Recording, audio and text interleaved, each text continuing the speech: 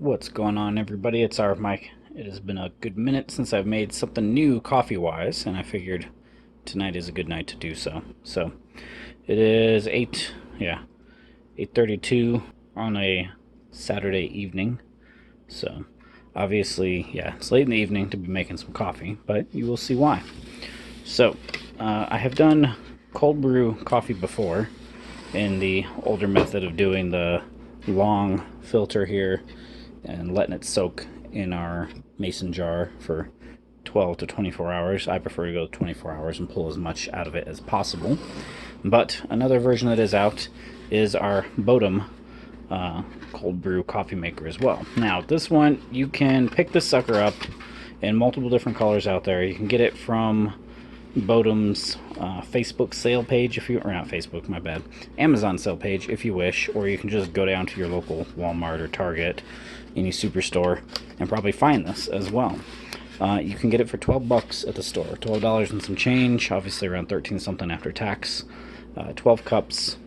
It is a 1.5 liter, so 1.5 liters, 51 ounce container, and it comes with two lids, as you can see.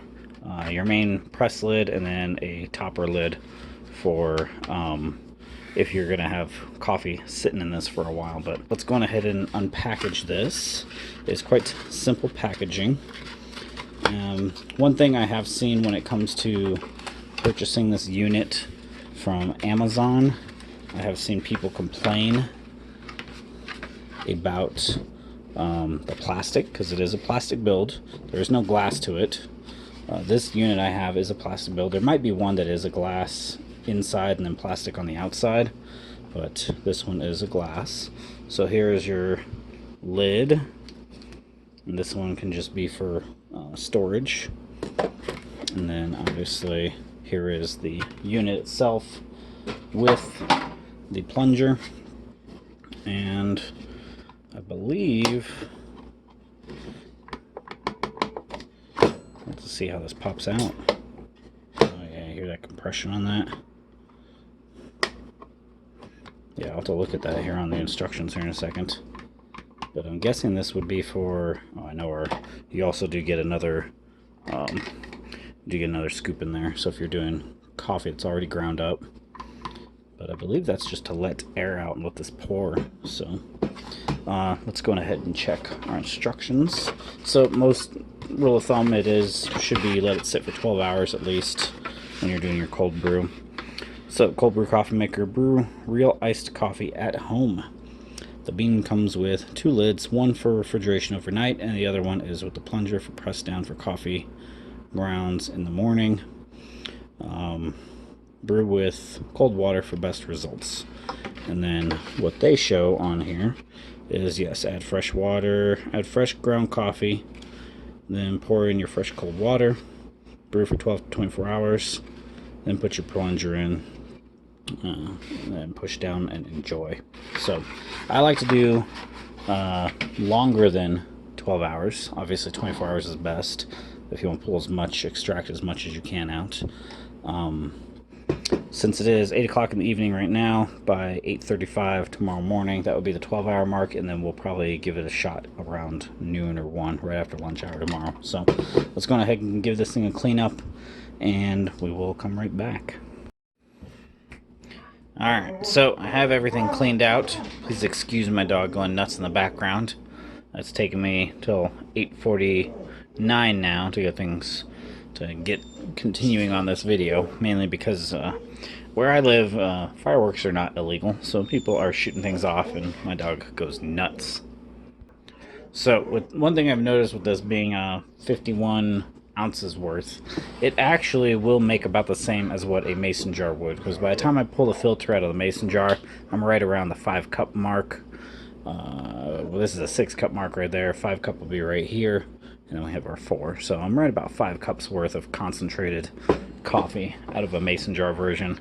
And yes, it is cheaper to get this one, but having to deal with putting everything in there, kind of more of a pain on a mason jar, versus you spend 12 bucks, you get a full Bodum system, and you don't have to worry about destroying the plastic. One thing I had noticed with it is that on a lot of comments online, people would say that they have chipped their lid, the spout to the lid, to the pouring spout. And yeah, as long as you're careful, you won't damage this. It is quite... So back to what I was saying. Yes, as long as you're careful with the lid, you won't crack the spout.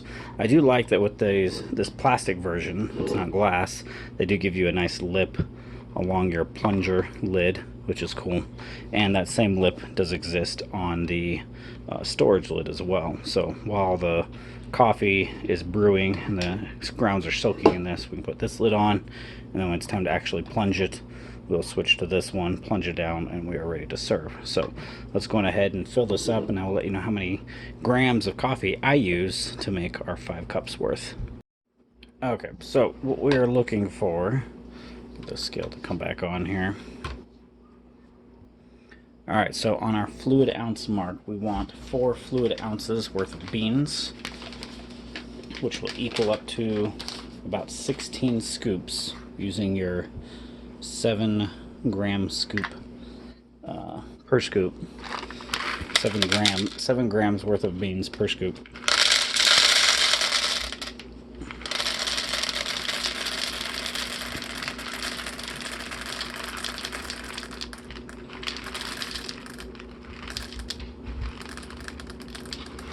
Alright, so there's our 4. I might do just a few more. Put it over. There we go. 4.1. I like my coffee a little stronger, so this will be 5 cups worth, or 5 cups worth of coffee in bean form. What we're going to do is we will throw that into the grinder, and of course we have our Bodum grinder, and that is set to a coarse grind already. And let's see how much that fills the sucker up. Oh yeah. So that is 5 cups. A little over 5 cups worth of coffee. It's a little on the stronger side, so we're going to go ahead and grind this up. Okay, so we're at the break point on the grinder. Pull some out. Hopefully we don't lose too much of our grounds. Oh yeah, that puppy is full. Full. Let's see what we can get. Put some down below. As you can see, that is a very coarse ground. We will try not to lose any of this, because Black Rifle coffee is not cheap. You all know this. You all know how much of a Black Rifle fan I am. Alright, so there's that section. Let's dump this one in. So the nice part of this is we are doing glass, our Bodum glass here versus the plastic. Don't have to worry about cracking our glass piece here. We'll clean out our lip a little bit and finish grinding. Alright, that's it of our coarse grind. Pull all that out.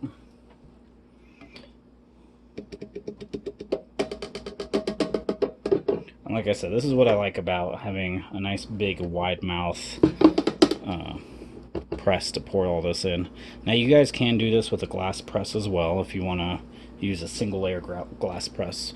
You all don't see me using my right press here in the background for it because the right press is a dual insulated stainless steel. It's not meant to go into the fridge.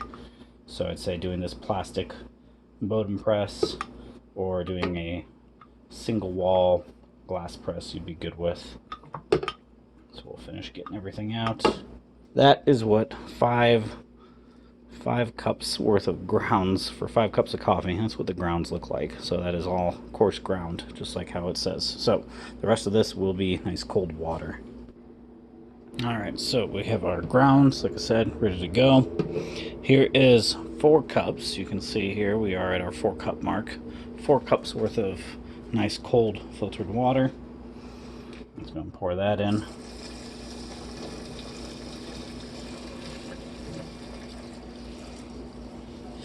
Try to saturate and soak these grounds. Let me add in 1 more cup. Let's get a look at how that is. So there you can see there's all our coffee that's floating here at the top. I probably can stir it a little bit. That won't hurt it to be stirred. And I generally don't have, let's see, I do have a spoon here. I have a plastic spoon. especially since we are using plastic. But yeah, generally if you're to use the, what other method? If you're to use the mason jar, you can just shake the mason jar just to move the grounds around inside a mason jar, because it's all sealed. The grounds are sealed up in the filter. So yeah, this method definitely a little easier. But this will make some definite strong concentrate coffee tomorrow. That is for sure. Now, I myself can drink this probably straight. Like I said, most people will want to add some water to it afterwards. So it's going to be quite potent. So, all right. So it will be past the 12 p.m. mark, or not 12 p.m. 12. Yeah, maybe 1, 2, probably 3 in the afternoon tomorrow. All this will be ready. So we will pick up where we left off there. But yeah, that's how it's looking right now, as it's sitting and brewing there in a very coarse ground. So we'll see how that turns out, and we'll come back. Okay, so one other thing I was doing the math on when it comes to their craft here of coffee. On the box, they say, now I'm sure a lot of you have seen this as well, they say it is 51 ounces is 12 cups. If you do the math and do 8 ounces per cup, you're really only looking at 6.3 cups at 8 ounces. So their version... Okay, so like I said, theirs doesn't add up as much. It's because they think 12 cups is 4.25 ounces of coffee per cup. That's how they get their 51, being that it's a 1.5 liter. So no, for myself, I drink 8 ounces of coffee or 12 ounces of coffee per cup. So that's why mine shows to be that this is more almost 5.5 cups right here. I could add in another half a cup of water just to dilute this to being a full 6 cups worth of coffee of strong concentrate. So I might actually do that, and then like I said, I'm putting this in the fridge, and that'll be it for tonight, and we'll continue tomorrow. One other note I must say about this container is nice that it fits on the top shelf, because it is so wide and fat. It can fit on the top shelf of my fridge, and I can still have room for everything else. Because yeah, compared to the mason jar, the mason jar would not fit on the top shelf of my fridge at all. It would have to go further down here on one of my mid shelves where it can fit bigger things. So that is a plus right there. The $12 does fit better on a top shelf, smaller shelf. Alright, so let's go ahead and pop off this lid. We will put on the plunger lid, and we will make sure the plunger lid locks in place. When we pop this lid off, we'll see if we have anything really stuck to it. Doesn't look like it. You can see we still have some grounds there floating at the top, which is good. And you do expect a lot of it to sink down. So here's how our lid looks. Not terrible. I've seen worse, especially with original French presses. Alright, and now our topside view here of what grounds we have left, we can see. We can probably stir a little more, just because we are going to plunge it all down anyway. I mean, they do recommend, yeah, you stir once you put the grounds in, but what's the harm in stirring one more time with a plastic spoon, since this is, like we said, plastic walls. Like I said earlier, you can do glass ones as well in the fridge. You just gotta be careful, you don't want to crack those and break them. But Bodum does make quite a few different ones. I did find a pretty good article on some of the best-selling French presses.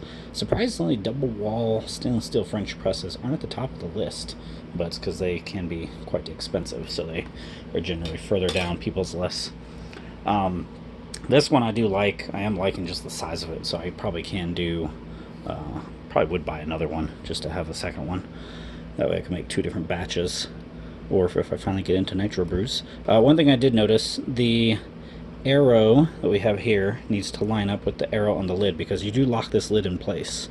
So we will put this down and on, and then you have to turn it apparently to lock it, So it is locked now. We can see our handle, our plunge, or our vacuum valve here lines up. And now we can plunge this down. Oh yeah, very easy to plunge down on plastic versus doing a glass. Now, as for if we were getting 100% no grounds, coarse grounds in ours, I do not know. And obviously you're not going to be able to plunge all the way to the bottom because this is a lot of coffee grounds in this, as you all have seen. Alright, so that is done. We'll let that sit. Let me grab us a cup of some ice. Alright, so one of my favorite mason cups with the little chalkboard on front. Some ice in there. We're good to go. With this unit, we do have our button on the back. If we do not push that button, we get nothing out. Nothing pours out, so that is good. So we'll hold that button down, and out pours our cold brew. So this is a light roast coffee. It is not a dark roast. And being that I did go with my calculations of grounds to use, it's definitely quite light. It's not as dark. So I could see why they say to probably double it. So maybe a medium or a dark roast would be good as a cold brew as well. But let's taste it. Ooh, yeah. Yeah, that definitely tastes good as a light roast. Definitely hit that nuttiness to it. The nice part using that this is a mesh filter and not paper filters, no papers required, you still get a lot of acidity in your coffee. There's a chance you'll get some oils as well still from the beans that will transfer, which we saw in the top of this when we pulled the lid off. It's actually quite good. I honestly might not even need creamer for that. The roast I did use, if you all saw the first part of the video, I know it was a long one, was the Liberty roast that Black Rifle sells. So if you all like this press, I will include the link below. Like I said, you can pick it up at your local stores. You can pick it up online from Amazon as well. And for being plastic and all, I find it worth it, really. You don't have to worry about banging it up too much or destroying it in the fridge like you would glass. And I like how simple it is. I might get a second one, and the reason will be for possible nitro brews in the future. So give me a thumbs up. Let me know if you would like to see that, if you would like to get into nitro brew coffee at home. Leave a comment down below. Let me know what type of French presses you are using.